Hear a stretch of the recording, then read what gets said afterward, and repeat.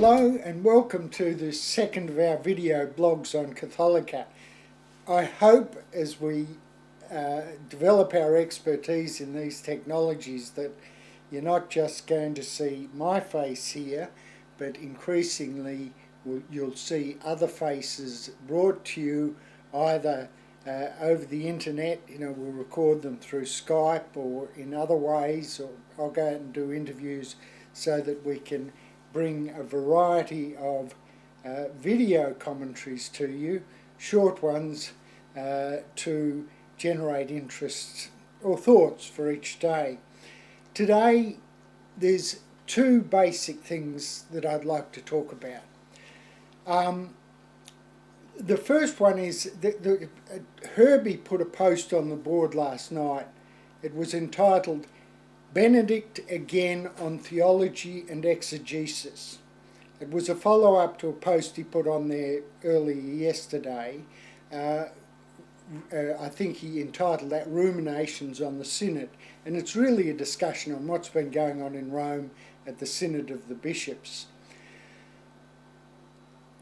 The issues that Herbie raises in his post, I think, are critically important today. There is little discussion goes on in the Catholic Church anywhere in the world about serious questions that need to be raised. Everybody in the institution is falling over backwards trying to please the Pope.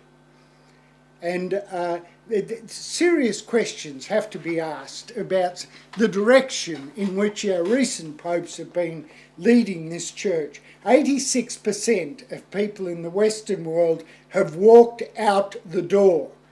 And there is a serious leadership issue here. And questions have to be asked as to where we're going. The trouble is, within the institution, this culture has grown up that extends from the humblest journalist or the humblest teacher in the most remote classroom in the world, right up to the level of bishops, archbishops and cardinals, of everybody falling over themselves to agree with the Pope. Whereas questions need to be raised as to where some of these things, serious theological questions, need to be asked as to where in the dickens Catholicism is going. What do we really believe these days?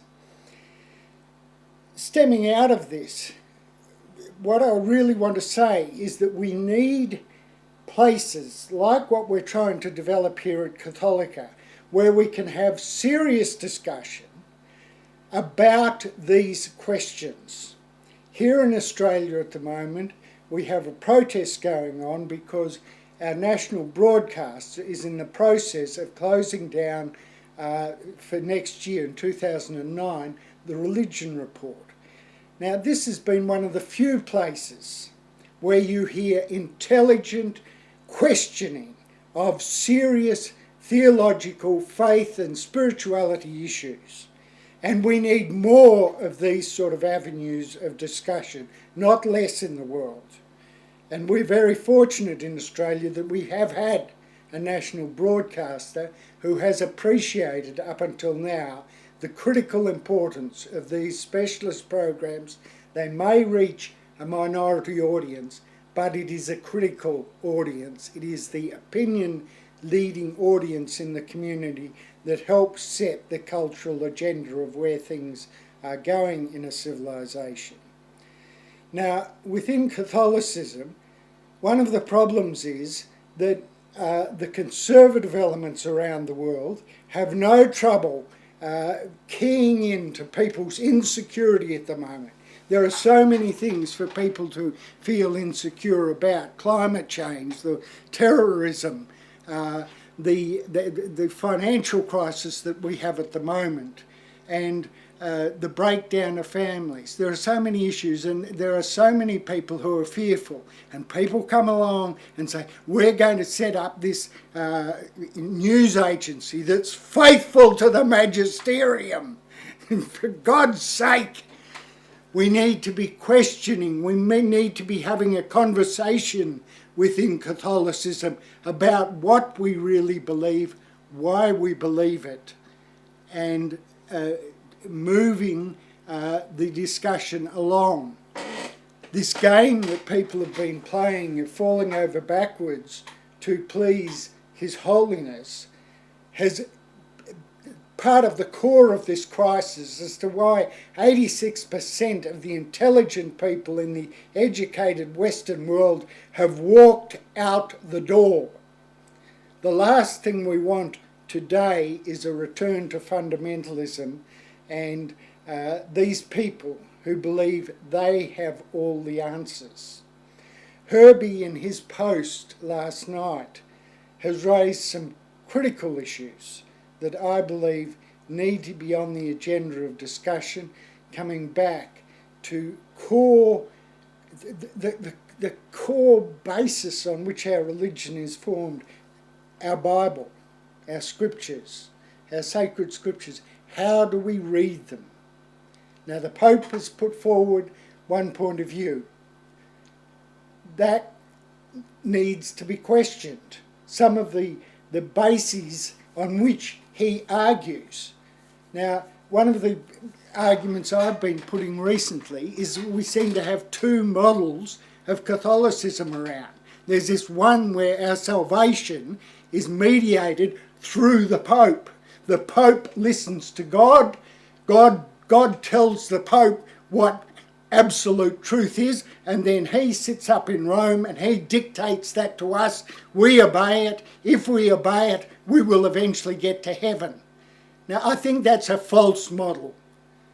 God speaks to all the human family, even the atheists, even the Hindus, even the Buddhists, the Anglicans. God is constantly speaking to his whole family of creation. What comes through in that conversation is confusing. We need a mechanism. We need church to bring all these threads together and to discuss them and say, now out of all these words that are coming through, these thoughts that are coming through, what is the truth? What does God seem to be saying to humanity? So this is a different model of church. Instead of the Pope up there as with one with the royal telephone to God, we have a model of church where we have this coordinating organisation with the Pope at the head, or somebody at the head, who is coordinating all these conversations, bringing them together, like we've had at the Synod of Bishops. But everybody's listening to one another, and everybody's listening to God, and out of that conversation we say, this is what God seems to be saying to humanity at the moment. Now, I don't know how we got into this picture of elevating the Pope to the Pope being the only channel of communication from God. And this game that's been played of constantly, trying to appease the goody two-shoes and these people who don't want to question, who want certitude and absolutes from some authority figure. It's time for that game to finish. Let me finish. I think one of the critical things, those of us in the church who have become disenchanted with where Catholicism is going, is we have to organise. We have to set up organisations like Zenit and raise an awful lot of money, like the Legionaries of Christ, all these conservative groups who run around, preaching how faithful to the magisterium they are. It's time for that game to stop, or to be offered some alternative, some questioning of that whole ethos, that culture which has been doing so much damage to Catholicism right around the Western world. We need to become active. We've got to find the philanthropists who can help fund this sort of endeavour, and we've got to get serious in the same way that the forces who become so serious in Opus Dei, the Legionaries of Christ, Zenit, and all these. There's a new television program opened the other day, again giving us the voice from Rome, They're not questioning Rome. They believe that God speaks to the Pope and then the Pope speaks to the people, and that's the truth. That's not the channel of how God speaks to his family. God speaks to all people. I don't pretend to have all the answers. I'm trying to listen to this whole conversation and try and work out where we go. A bit serious tonight, or today. We've recorded this the evening before. So I'd leave you with those thoughts today. I'm trying to organise with other people who are interested in pursuing this dream of developing these new technologies that will enable us to have this conversation and to put up serious questions when the Pope speaks. Is that the truth of what he's saying?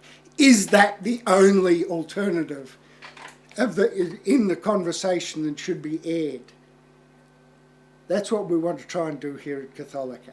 Thanks for listening. I hope this is a short one. I don't know how long it's run. Thank you. Talk to you soon.